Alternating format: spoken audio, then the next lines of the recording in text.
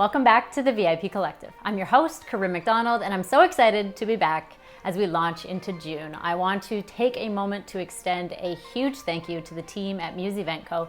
for bringing us their expertise for the month of May. If you haven't had an opportunity to check out their episodes, make sure you do, because there are so many good pieces of advice that they left for you. Now, today we have a brand new face on the podcast. We're welcoming Elana Kochman. She's the co-founder and director of events for Toben Food by Design. Toben Food by Design was formed in 2005 in Toronto, Canada, and is considered an industry leader. This company specializes in providing fresh, local artisan cuisine and custom menus for their corporate and event clientele. In today's episode, we will hear Elana's story, and we will also hear the story of Toben Food by Design, how they got started, and she's leaving us with some catering tips as we move into the 2021 wedding and event season. As always, guys, I want to thank you for coming back. I'm so excited to be back again, and if you're ready, let's go.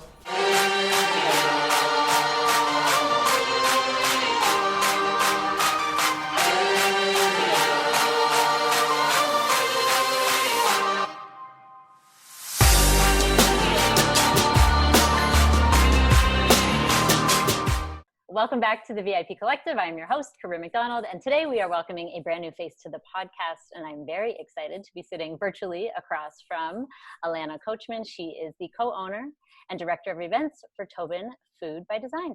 Welcome to the podcast, Elana.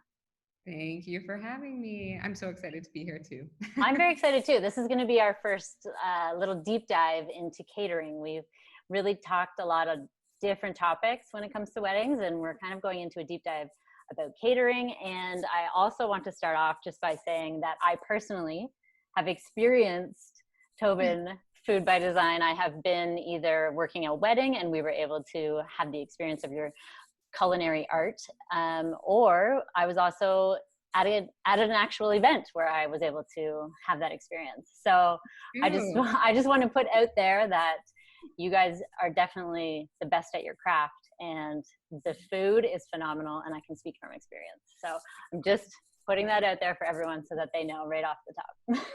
Thank you. So I'm really excited to learn a little bit more about you and more about your brother, more about the business, and also just what you think in terms of catering when it comes to weddings in 2021, because we're in a whole new world these days. So why don't we start by learning a little bit about you and how you got started in this industry?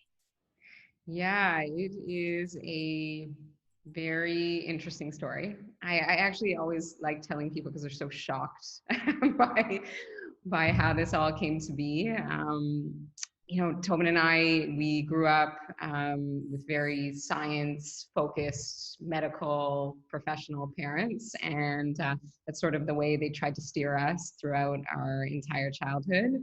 And we obliged while having passions for cooking and art and music and other things that we had on the side.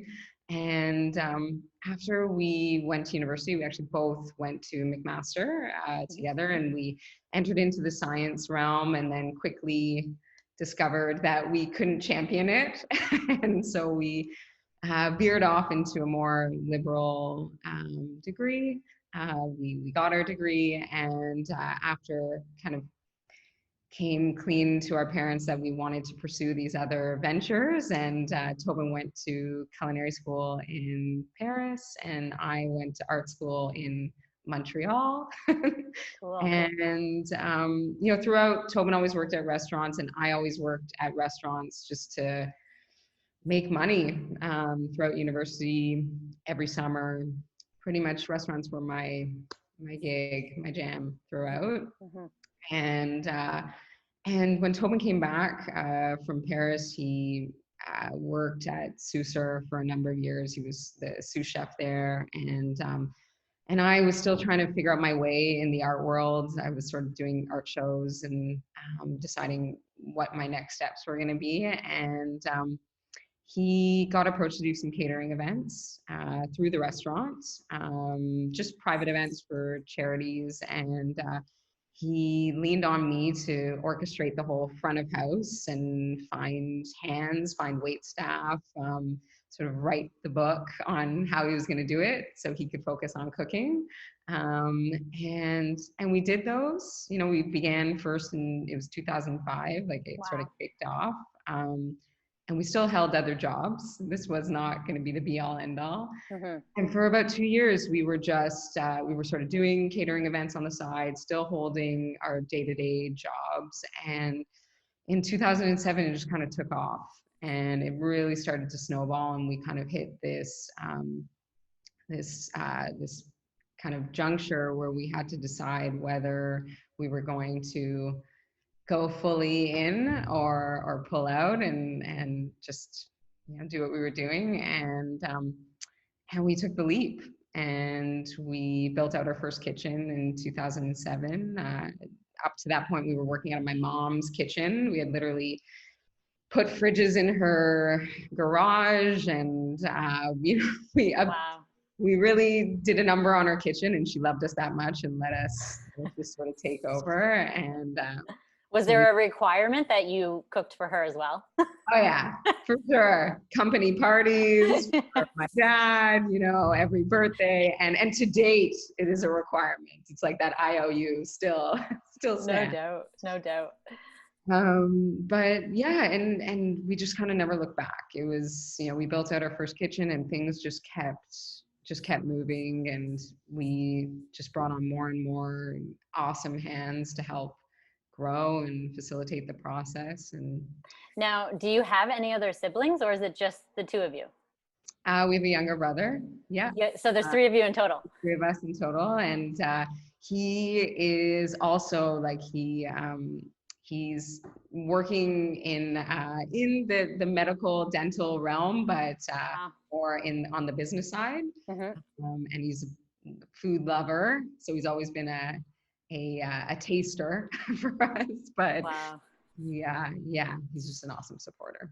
Well, I wanted to talk about the name of the business too. So it's Toben Food by Design. And what I love about that is that you implement the design aspect of it. Because I think what really sometimes can get lost when it comes to culinary is the art behind what you actually produce. And maybe that falls in line with you having an art background. Do you feel like they align a little bit when it comes to storytelling or even the art of the culinary? 100%.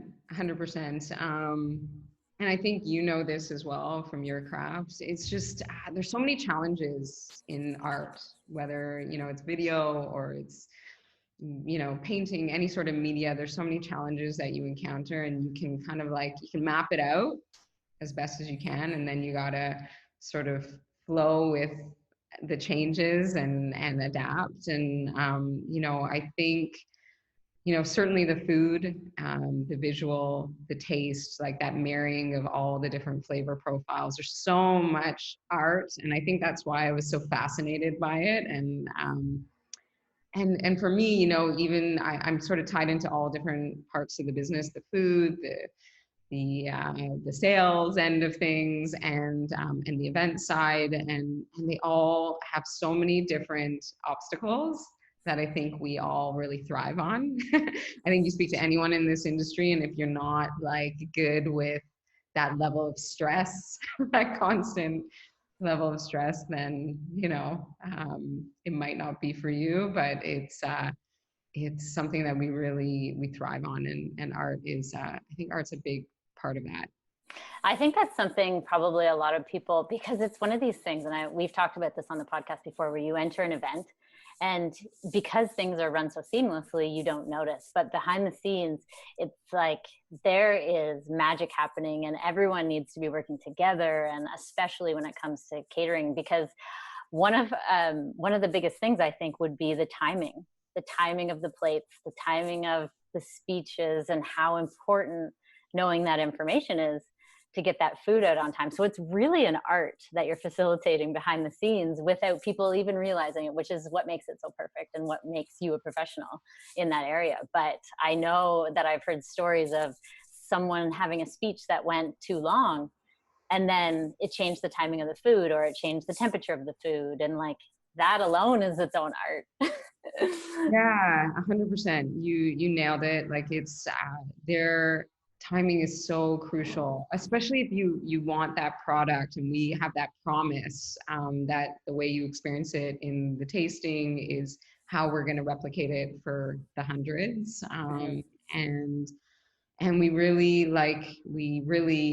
try to honor that as much as possible. So we really work hand in hand with the planner, right, client, or the client directly with the client to get them really to hone in on the timing of those speeches and the right times to place them throughout the event so that the integrity of the food is going to be that much better. But it's very challenging. I have chefs, you know, when I'm on site, the chefs are constantly like, "Are we on time? Are we on time?" And we're like, "Yes, we're good. We're good." I think that's and you bring up another interesting point, which is just with regards to what a planner would execute on the day of your wedding. Because I mean, if you opt not to have a planner, like there may be a chance that you have to go and speak to the bride and say, you know, tap you on the shoulder while you're enjoying your meal, like, we need to do this, yada yada, we need to speed things up, we need to get speeches going. And so there's a lot to think about in that aspect of it, and that's something we haven't really touched on too much, so I'm glad that it's coming up. It's just understanding the timing when slates go down. Yeah, the planner, I'm a huge advocate of the planner, like huge advocate. And I know they've really done some interesting things with their business, like their businesses. Like there's so many different types of planners, and now the opportunity to engage them throughout or month out or day of. But I encourage it. Like if people are even on the fence, I'm like, there's no way. Is that an experience you've had where you or one of your staff members have had to go and talk with the couple like halfway through the evening? Yes, we have. You know, it's just where they've decided that they want to manage the entire night, and you know, we totally respect that. They understand like kind of the requirement, like day of or leading up to, and most are okay with that. But we have had to before sort of tap a bridesmaid. You know, we always sort of, we're kind of pushy caterers, but in a very nice way, where we want to lay it out for everyone like this. I would hate to disturb you, so maybe appoint your best friend. You know? Yeah. And so we've had to tap the best friend and be like, you know, Uncle John, it's like, it's getting a little bit, you know, late. The stakes, you know, we want them to come out. We're gonna have to move. You're gonna have to, unfortunately, like push that speech, you know. And most of them already, these are usually people like, if they haven't enlisted a planner, to be honest, like they're sometimes they're a little more easygoing about that, you know. So those parts being moved around a little bit on the day of. It's such an example with the stakes, just because that was a story I had heard from a planner where someone's speech had gone, I think it was 17 to 20 minutes, and the stakes were prepared to be dropped all at the same time. And so of course they started to lose their temperature and things like that happen just because of, you know, things that are out of your control, essentially. Like if Uncle John wants to talk for 17 minutes, then Uncle John is going to talk for 17 minutes. Yeah. You know, so it's just having that point person, I think, is so important to, so that you guys they're able to listen to Uncle John, but you guys are able to talk to a bridesmaid or, you know, whomever they pinpoint. Yeah, 100%. Sometimes it's out of the planner's control too. Yeah. The planner will say, I had no idea that this was happening. And, you know, then you do your best, you make do. But some things like that, you know, a lot of brides don't know is that we've changed even cooking processes on the back end. So it used to be like when you made steaks on site, that you'd have to feel like your meats. And now just with like sous vide processes, like there's some really great things that we can do behind the scenes so that there's not as much like sort of weighing on that timing day of. We have now afforded ourselves a little more flexibility. So that's a little tip, a little secret. I like that. Amazing. And so do you consider yourself a foodie? Yes. I'm assuming yes. Well, I have no choice. No, I've always loved food. Like I love food, and you know, everyone here has to taste food. Well, so what does a typical day look like if a new dish, you're experimenting with a new dish. What does that typical tasting process look like? So now, whenever the chefs are rolling out like whole new spring summer main courses or salads or food truck items or whatever it is, we actually invite the whole sales team in, and we like sit down and we all kind of break bread with each other, and the dishes kind of come out one after one. We look at them presentation wise. We judge them. It's like a whole Oh, cool. online survey of, you know, presentation, taste, quantity, how approachable it is for the masses. Yeah, it's a lot of fun. It's a lot of food. So we have to learn to sort of just be like Top Chef and just take a couple bites and keep moving on. But even today, it's funny, there's a food truck tasting going on of a couple items. And so the chefs just bring them to me. Now I get them on my desk being like, and they watch, they stand over me being like, so what do you think? And these are off the cuff tastings, but normally it's quite a big, like quite a big sort of event here at the company whenever we're revealing kind of spring, summer or fall, winter dishes. Yeah. So my next question is, are you hiring? Because I would love it. Well, yeah, you know what? We could always use more opinions. Yeah. So talk to me a little bit about the food trucks as well. So you have a lot of different kind of arms and extensions of Toben Food by Design. So what about the food trucks? Let's talk about that. Yeah, the food truck has always been great. It's always been like a really fun and arguably more economical alternative to a sit down or cocktail style wedding. When like it's been especially popular during the pandemic, just to have that ability to be outdoors, servicing people in a safe manner. We don't need to enter into people's homes.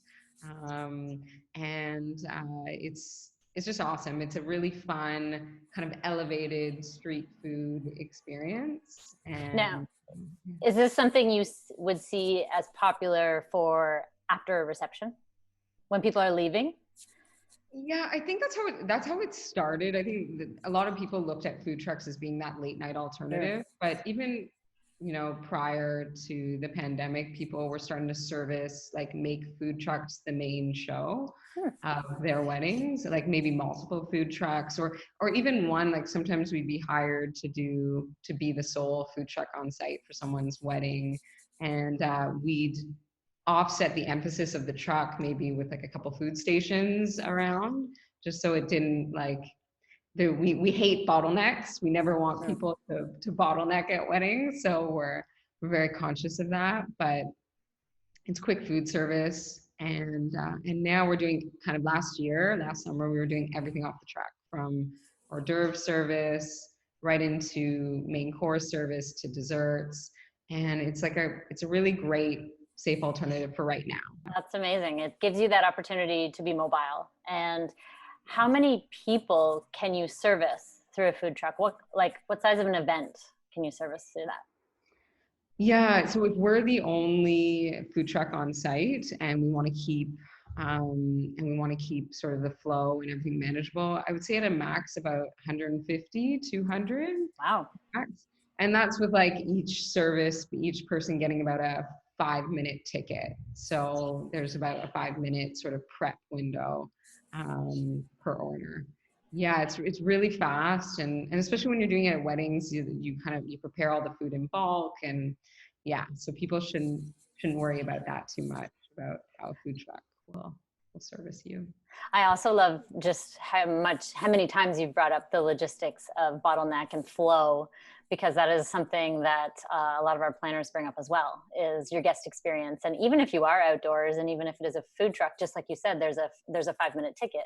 So then where are people congregating at that point? And just having that roadmap in your head to be able to then convey to the couple and say, well, this is how it's going to flow for your guest to eat, I think is so important. So you just keep bringing up a lot of topics that always remind us, you know, catering is, yes, the food, but it's also so much more than that.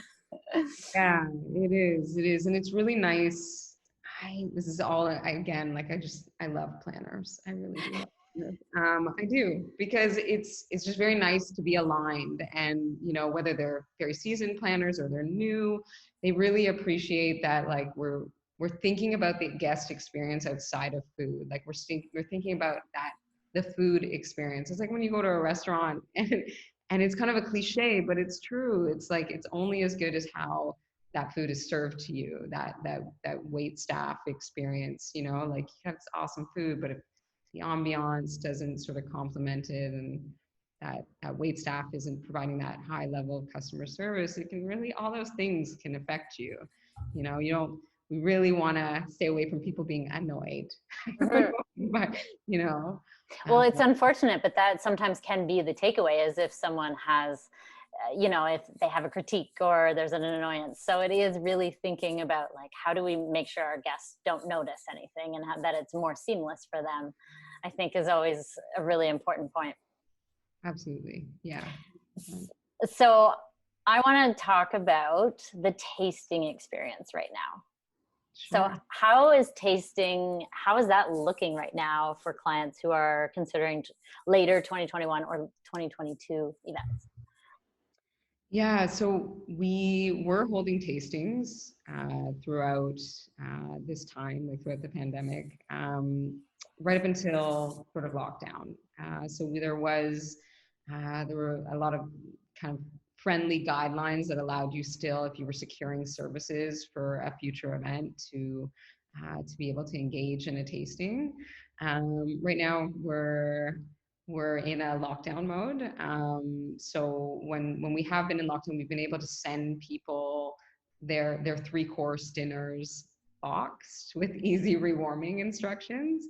I know it sounds really funny, like how does this translate? How is it going to be as good as, being in person here for a tasting? And it is true, it's not like the same level, but it's been very successful, and I think people are still getting a really good representation of what it would be like if they were to have the food on site. Good. We still really encourage people, like, to just put off that tasting until we have the ability to host them here. Just I was telling you before, it's such a special experience for the bride and groom to be here, just for us to wine and dine them and them relax in the comforts of our facility. Yeah, but if people are really anxious to have the tasting, that's how we've been dealing with it. What's the typical time frame for a tasting? At what point after an engagement should they be reaching out?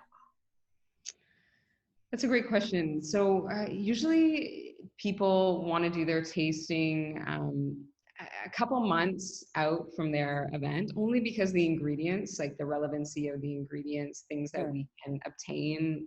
For us, we try to reflect the season in our menu. And if you're having a summer wedding and you're doing your tasting in December, there's going to be things that are not quite representative of what we're going to get closer to the time of their event.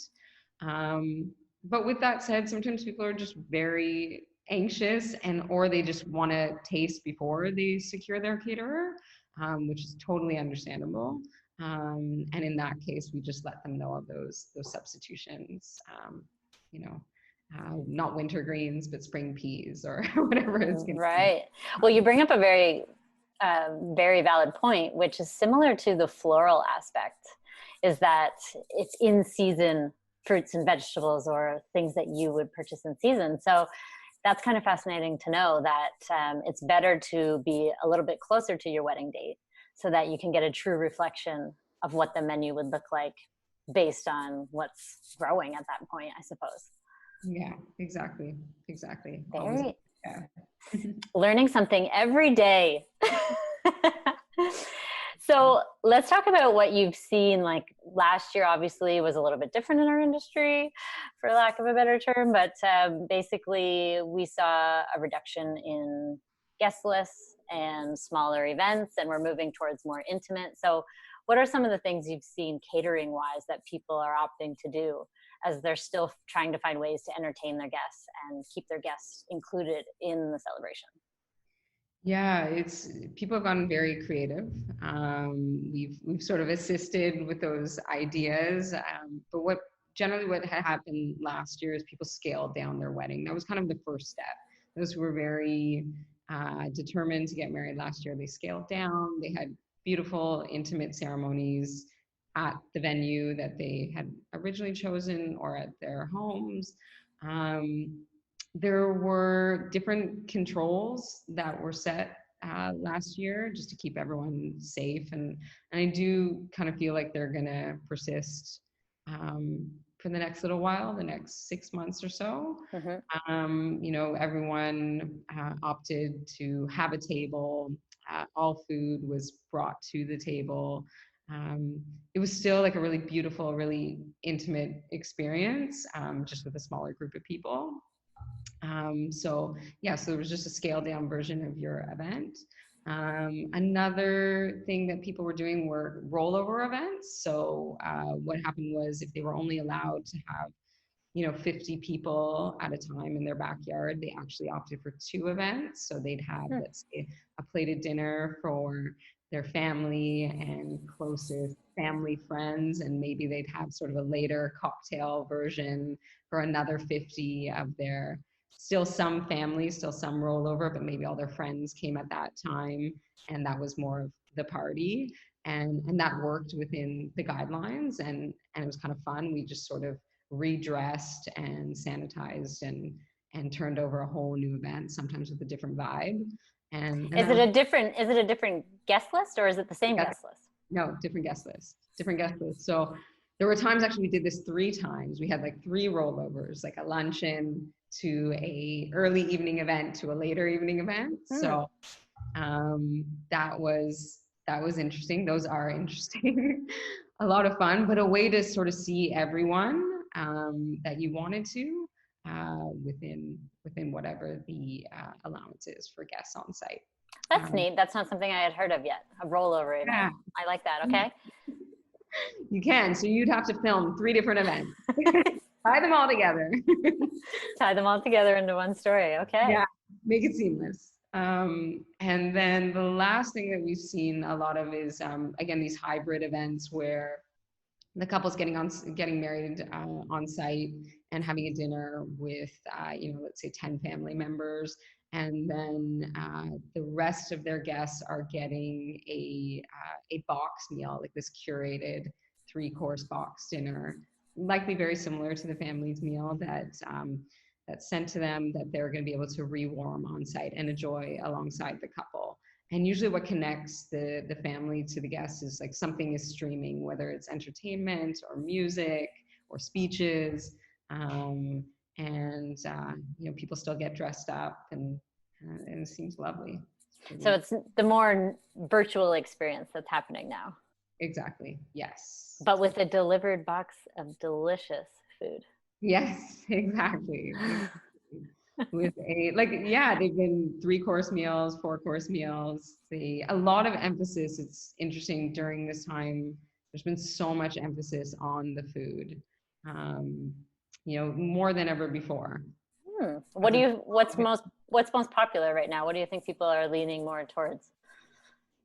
In terms of those, is it bigger meals, or is there a specific dish or flavor, or what's kind of like the trend? I think we're reinvesting in the food. I think because they couldn't have these big, where they had to manage their budget, they're investing more in the number of courses or the cuts of meat or whatever it is. They're just investing more and trying to give a more elevated experience to the guests who are able to attend the event, which is really nice, because some things that we can't do en masse, like some real specialized dishes that we can't really do very well en masse, we're able to do for 10 to 50 people quite well. So that's amazing. Well, there's one thing that I noticed the most is just how important food really is when it comes to a wedding day, because as sensory people and humans, we remember the things that hit us in terms of the senses. So there's a wedding I attended, I think it was almost 10 years ago now. And I still remember the taste of the meal. I still remember what we had. And I remember thinking in the moment how delicious it was. And I still talk about it. We're 10 years later and I'm still talking about it. So delivering that as an experience in itself can be something that people still talk about down the road. Absolutely. I'm impressed that you remember from 10 years ago. It's so true. Like I have to say that food, and not just because I love food, but food it's that secret sauce to an event, and no pun intended. It just is. It really is something that kind of elevates everything else. It elevates the people's perception of the florals or the music or how amazing everything looks and sounds. It's just really, if you've had great food, it just has that sort of special power to it. And it is something that people walk away with. So they're not only just talking about the food, they're talking about that overall experience. So I think, people should really consider that when they're thinking about and budgeting for their wedding, like really recognize that the power that food has on their guest experience that night. And as you said, for 10 years, for 10 years to come, I'm still trying to recreate that dish. And of course, it's not something I can pull off, but it lives in my memory. Yeah. We'll have tasting, Exactly. We'll have to have an offline conversation on that. So I want to touch on, well, first of all, actually, before we move on to the next section, I want to talk about what's your favorite dish at the moment? Oh my, it's something that I ate very recently. It's a food truck item, but it's a real magical item. And I think it really represents us because we pull on so many different cuisines from around the world. We have so many different types of chefs, but this sort of food of the moment is we did this crispy fish tonkatsu taco. And it's crispy fish. It's in a homemade, like a handmade corn tortilla. It has this like Asian tonkatsu sauce, which has like great acid and is really sweet, along with pickled vegetables on top. And it's just this wicked, savory, sweet, salty bite. And yeah, you have to try. Oh, now I'm hungry. Thank you for that. So do you have international chefs that work with you as well? I'm sure they come from all different like backgrounds and the different countries even, perhaps. Is that so? Absolutely. Yeah. We have chefs from all over, from India, from Vietnam, from right here in Toronto. But whether they came from other countries or they just have so much, they've just a lot of their own heritage that they want to bring to the table. We always welcome that. We have so many, like we look at our chefs all as leaders and creators.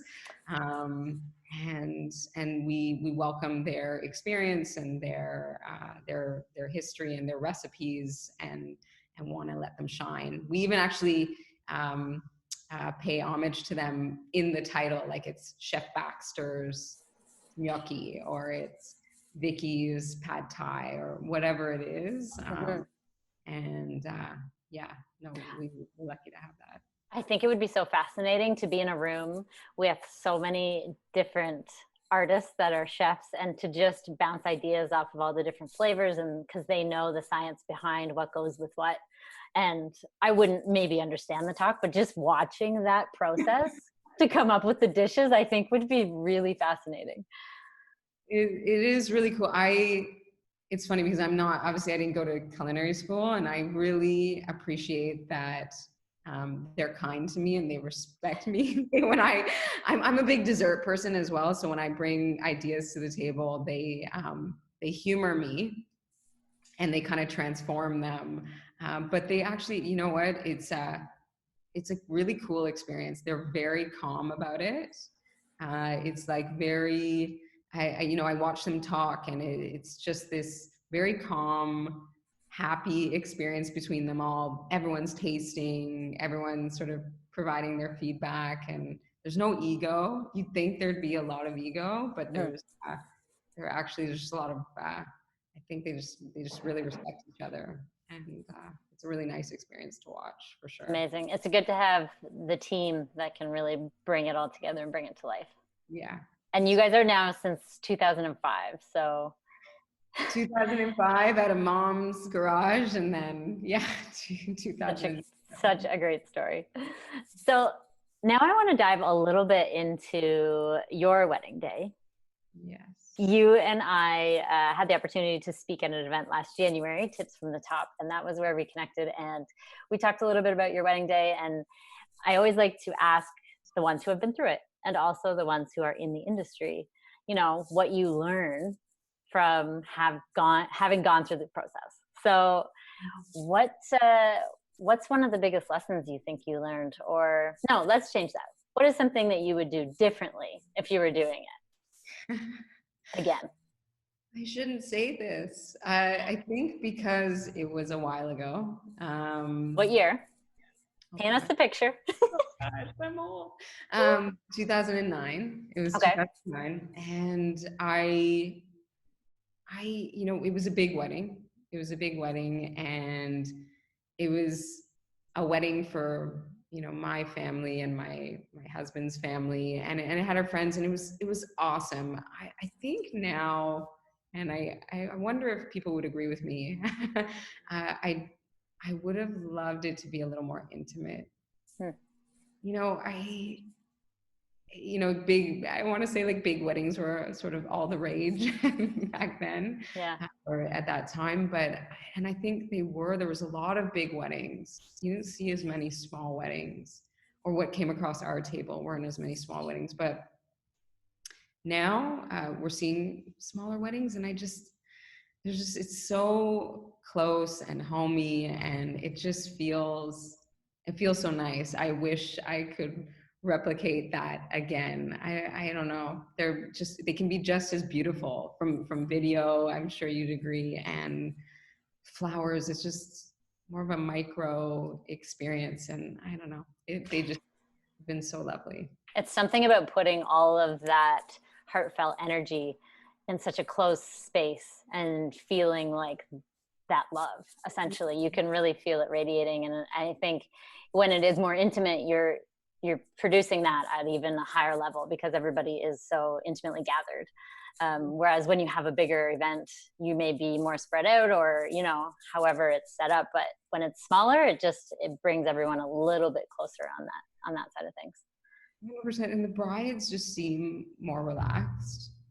Right. Like they're just more relaxed. They're surrounded by the closest people in their life, and it's just not as much production, I guess. Right. Not from the video, but I mean, like the production value. It's just, I just really like it. It hits a chord with me, for sure.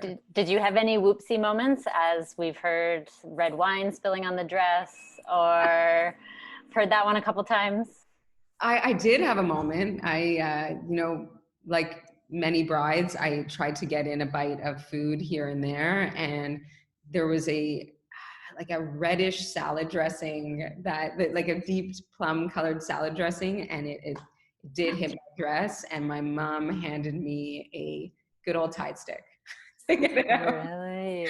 Yeah. But it was low down. I was on the dessert portion. And I was like, whatever, it's okay, keep partying. It's okay. As long as it happens in the party, right?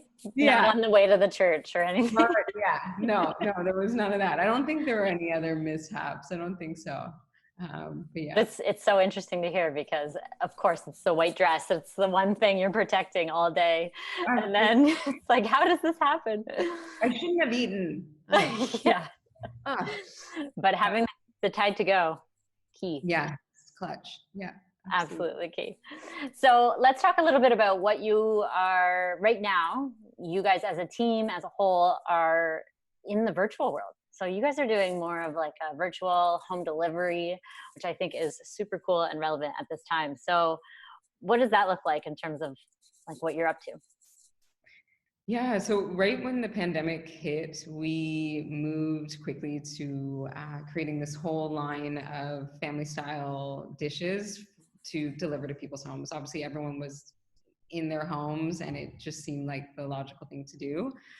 And it quickly, again, sort of got much bigger than we expected, which was awesome because we had to let go of a bunch of people, and then we were able to bring a nice chunk of our workforce back to do it. Mhm. Um, and it's taken on many different faces. So we deliver daily, 6 days a week, Monday through Saturday. We sort of have a mainstay menu, and then we punctuate it with special menus for the holidays, or these really beautiful coursed out tasting menus for what we call our date nights. We've entered into the virtual culinary experience world, where we have our chefs doing live demos now for groups. We kind of like release these events every so often, or people I, can hire us to do private events. what I love about that is that could be a date night. So for anyone who had to, postpone something, or, they want to create something a little different, I think that's a great way to implement a date night through a virtual cooking class. Totally, totally. Or bridal. Actually, we've done a few bridal showers that have been like virtual cook-alongs with our chefs, and it's nice because they'll do like a cook-along or a actual creation portion, and then they'll have other coursed out parts of the meal. So if we're doing sort of the main course together, they'll get a salad with it and a dessert, and it's really nice. And then they all connect on Zoom. So. Well, I commend you for being so innovative, because I think that's, the world we're living in now is not trying to use the word pivot, but essentially pivot and, be creative and look for new ways to continue growing as a business, or that side of things in the world of COVID. So congratulations on that. I think this virtual piece won't leave either. I think, it's nice, because we've done some of these cook-alongs with people who live, on the West Coast, and we've shipped sort of the shelf-stable items and then sent them with the shopping list. But it's always a bit of a struggle to get people from out of town together. So I kind of see this virtual experience being a whole new opportunity for I vibes. love the idea. I mean, I think now just getting so cozy in your house and everyone's kind of getting into the routine. And now it's like, oh, I can have this amazing food, do a cook along. I can see my besties on the screen while I'm doing this. Like, it still gives you that interactive play to it. Absolutely. Absolutely. What do you think has been for you personally, um, something that's helped keep you innovative and like kept your mindset, in a forward moving momentum, and kept resiliency? What do you think's been like a driver for you?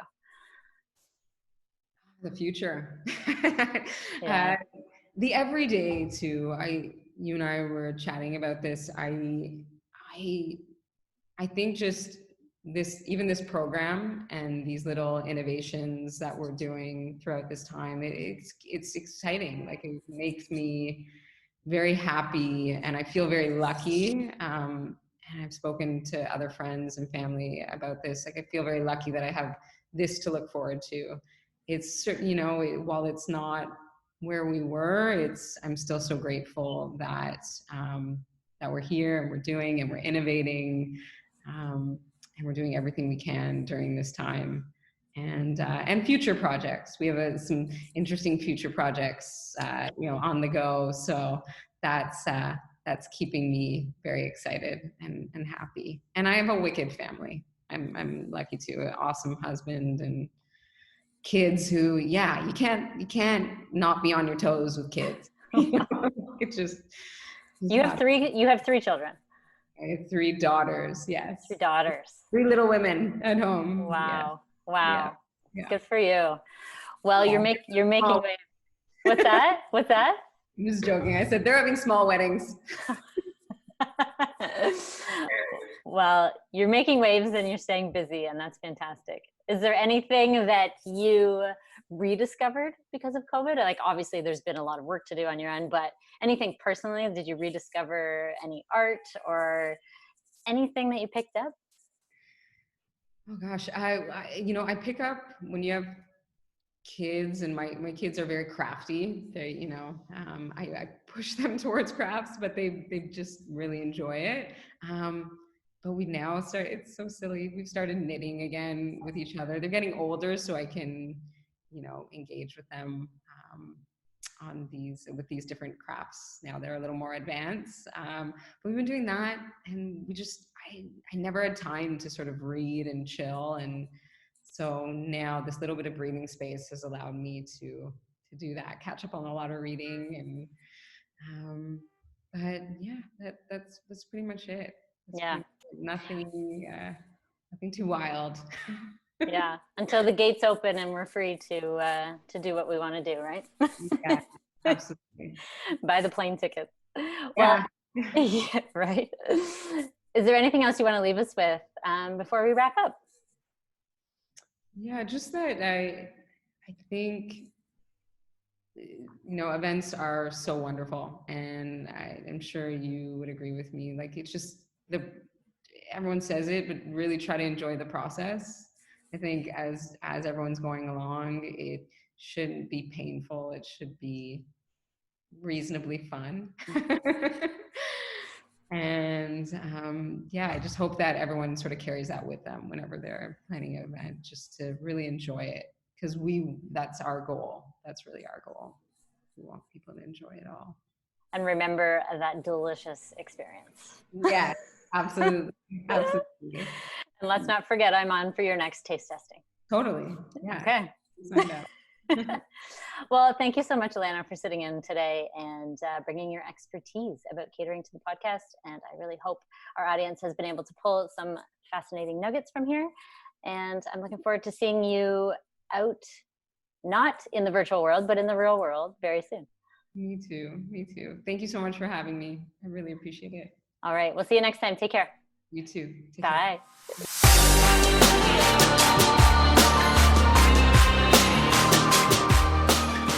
All right, that is it for today's episode. I hope you enjoyed it. If you did, please feel free to hit the like, subscribe, and tap that bell. And drop us a line below on what your favorite takeaway was from this episode. I would love to hear it. As always, thanks for watching. We'll see you again next week on the VIP Collective.